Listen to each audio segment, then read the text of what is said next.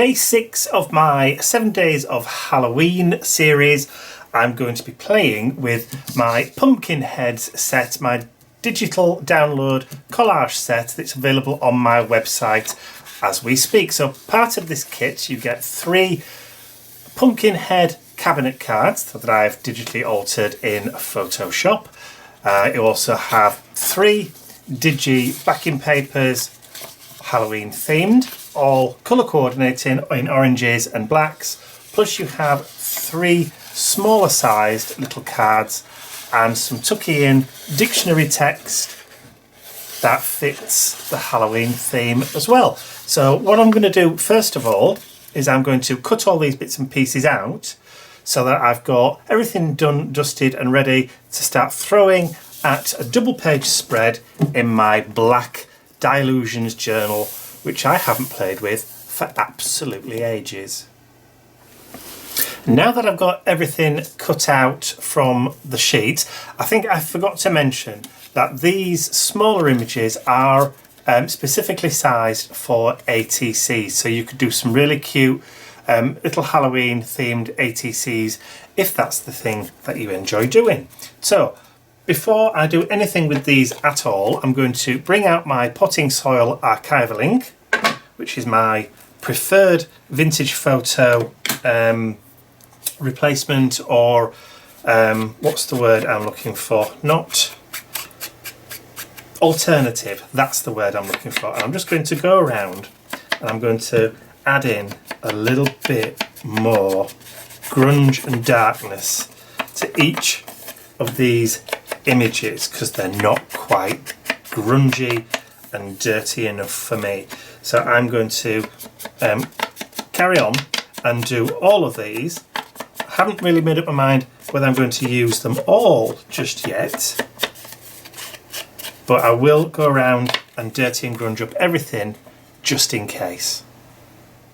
Now that I have everything grunged and dirtied, as you can see it's a lot darker around the outsides of these images now, I'm going to begin to build up my background by tearing up some of these sheets and sticking them down across the background of my double page spread. So I'm going to tear strips off and glue them into position. Randomly, he says. I'm not particularly too bothered about the white bits because I am going to be adding in extra colour over the top of these. So I'm going to just make sure that I have a little bit of all 3 of these patterns all over the page, even if it's not particularly evenly placed. It doesn't really make any difference. So I'm just going to tear these bits up, create a nice bit of background texture,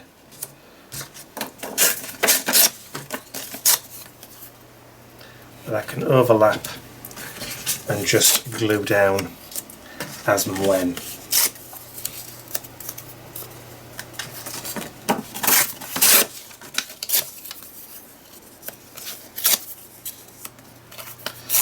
Just to add in bits here and there, just for a bit of variety,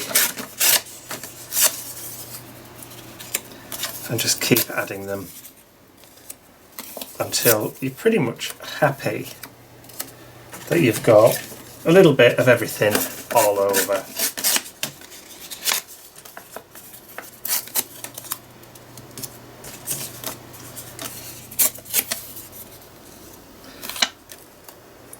Okay, so time to start sticking down. So I'm going to grab some matte medium and a paintbrush from my stash. And I'm going to start gluing all these pieces into position.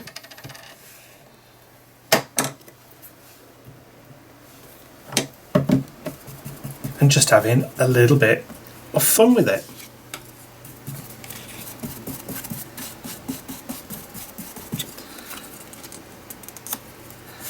And again, I'm not particularly bothered if some of these pieces bobble if some of these pieces crease, because it just all adds a nice little bit of texture. So I'm going to go ahead and add all these pieces, going to glue and stick all these pieces down into the background,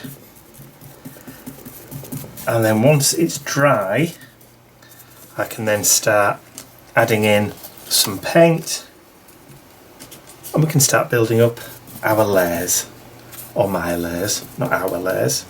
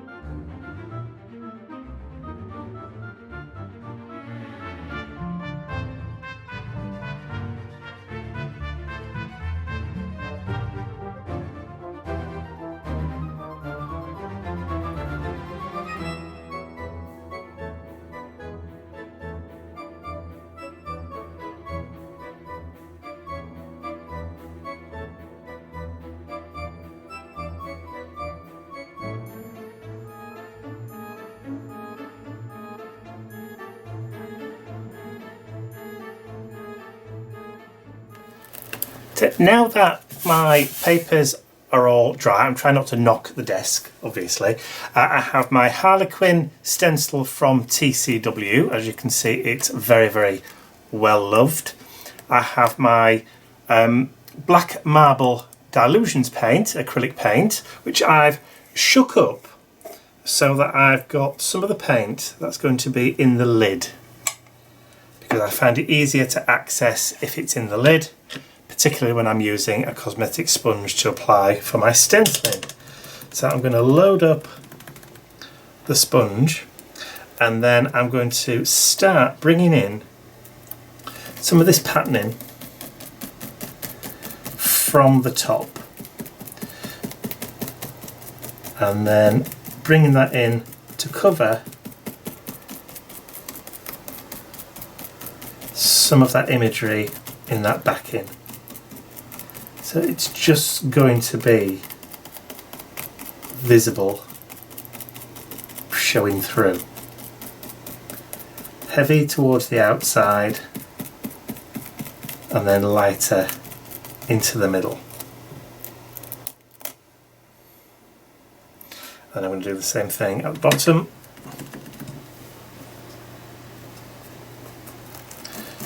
So I'll start right at the bottom and then work my way in.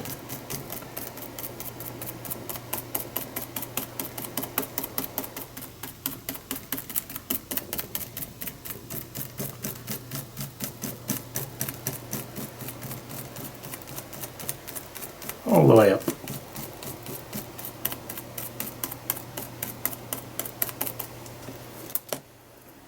Creating some nice kind of harlequin effects. I can lay that across the middle and keep on going.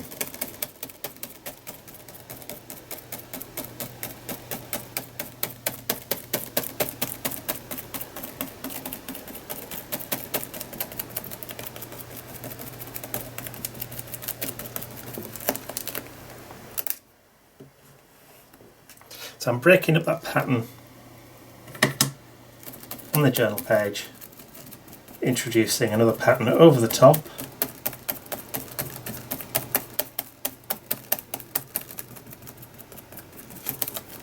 and cosmetic sponges are a great way to do this.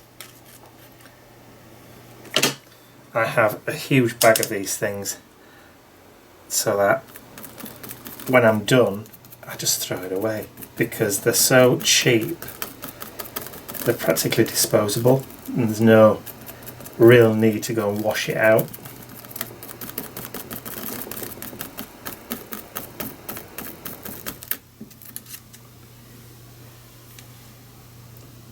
There we go. And again, line it up, pick some paint up.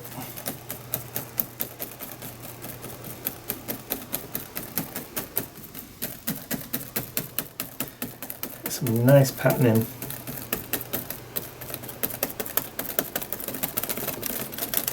Some of that into the middle. And add a little bit more at the top.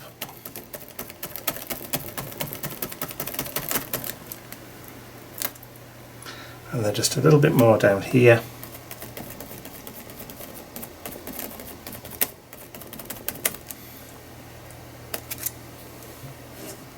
That's cool. Happy with that for now. So I'm going to put the stencil to one side so I can wash it, and then I'm going to give that a blast with the heat gun, and then we'll carry on. Okay, so my Harlequin pattern is now dry. So I've got black and I've got orange. Now for me, Halloween colours are black, orange, green and purple. Now purple's not exactly my favourite colour. Those of you that have been following me for a while will know this. So I don't want to use any purple in the background for my art journal page. But I do like the green. So sticking with the Dilutions, I'm going to use the Fresh Lime paint. Again, just give it a bit of a shake so I've got some of that paint available. And I'm going to take a paintbrush. Let's see if I can grab one. Lovely. So I've got some of that lovely paint on the lid of my paint pot, but I've also got some bubble wrap. And I'm just going to paint some of that bubble wrap with the lime, and then use this to make some nice marks on the page. I get some nice Halloweeny texture.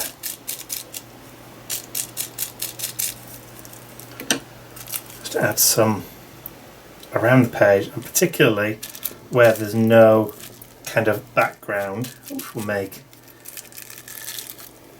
that pop. I'm just adding the paint to the bubble wrap.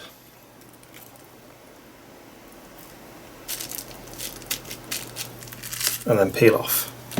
And you can do first and second gen if you want to. And just add it into the background. Bubble wrap's such an inexpensive way of getting some great texture and effects into your art journal pages. I've got lots of bubble wrap. Different sizes, different grades, some jumbo, some very, very small and tiny, and depending on what kind of page I'm wanting to create, depends on the size of the bubbles that I use. Oop.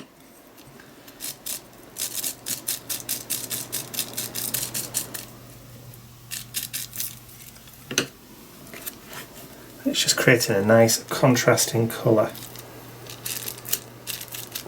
into the background,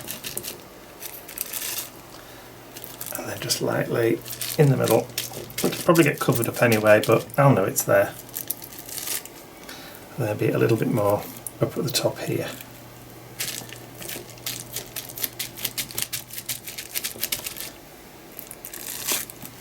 There we go. I actually want to put just a little bit here as well.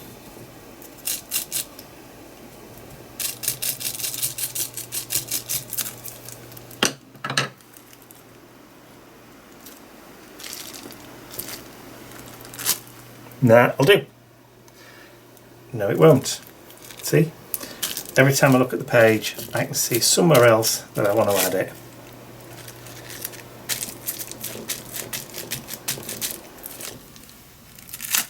Sometimes less is more, and sometimes more is more. Okay, I now need to get that dried off.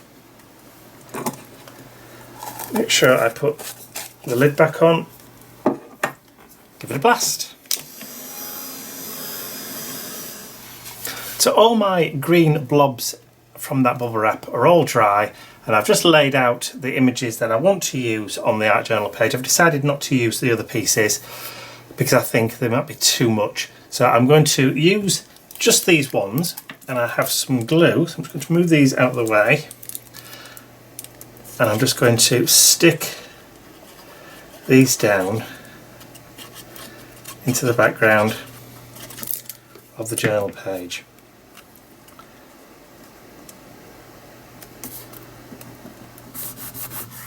Like so. Just to create, I actually think it'll be just a little bit higher. I've got a little bit of wiggle room with this glue.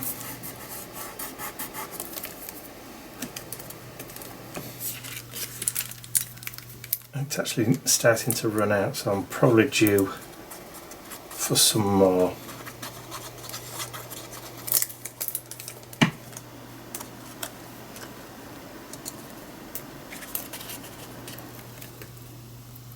So I think about there. And then we can stick this main image down. If you wanted to, you could add this up onto dimensionals, foam pads, pop dots, whatever you want to call them.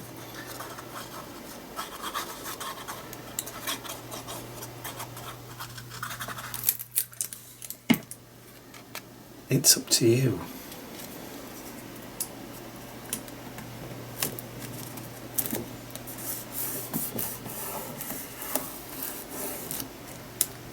So that's the first side stuck down, and then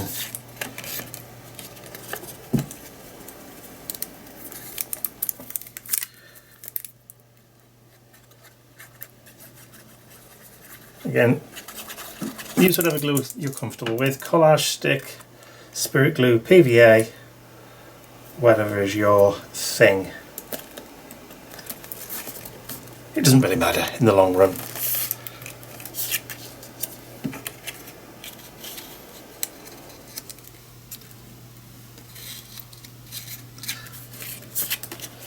Yeah, that's better.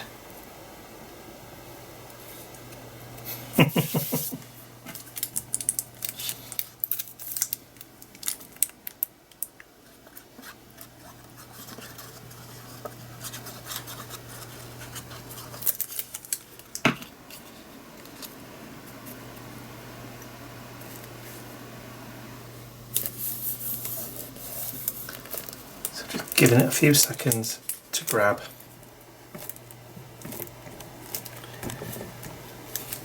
As it does.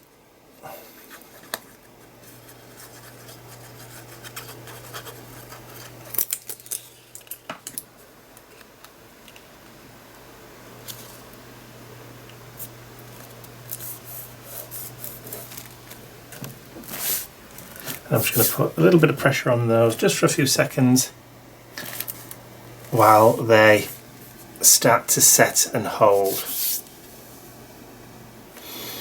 Okay, so now they're all stuck down sufficiently, I've started to print out my quote that I want to add to my page. I just need to add the second part. I already typed it out, so I just need to print off the second part of it. Actually, it's in 4 parts this time. So I'm going to just peel off the backs and stick these straight down.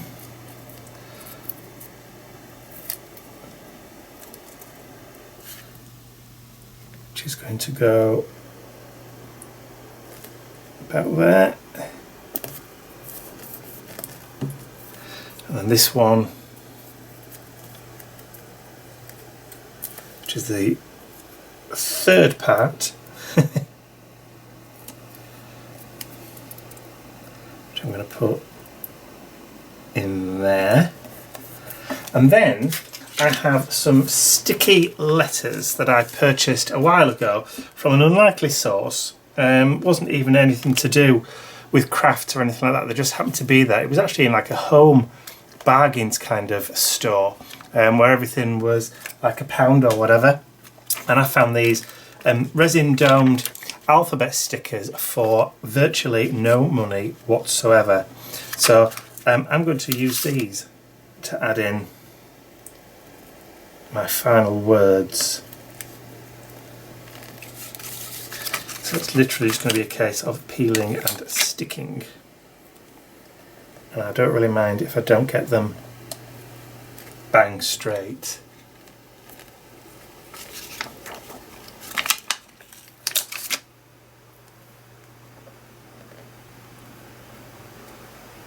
As long as I get them close enough together.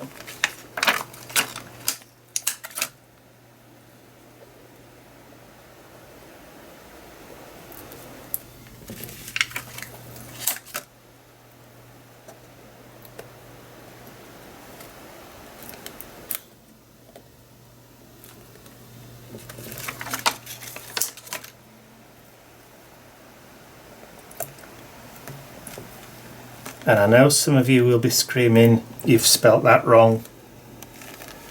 But look at it again and tell me what time of year it is.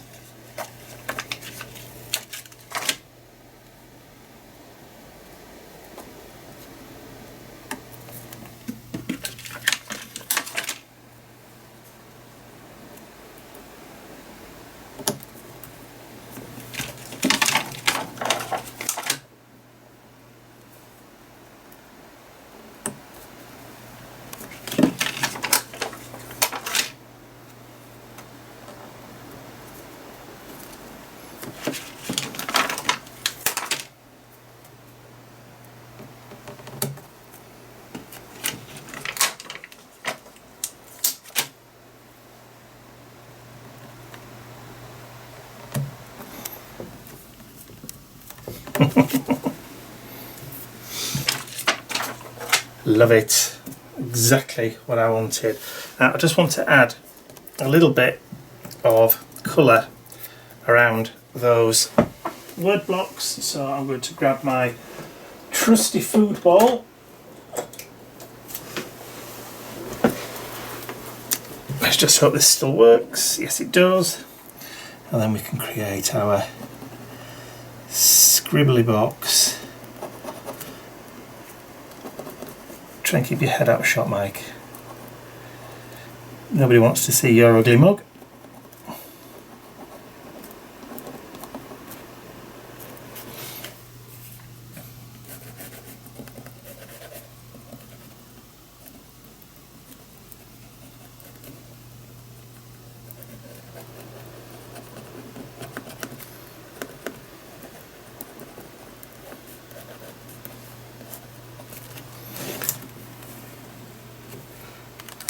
Love it. Absolutely love it. Now, should I add some white splatters? No, not this time, because I've got white showing through in the background from the torn edges of the backing papers. I've got white showing through from the word blocks. I've also got white letters there, and there's also picked out bits of white in the photographs as well. So I'm happy with that. I'm calling this page complete.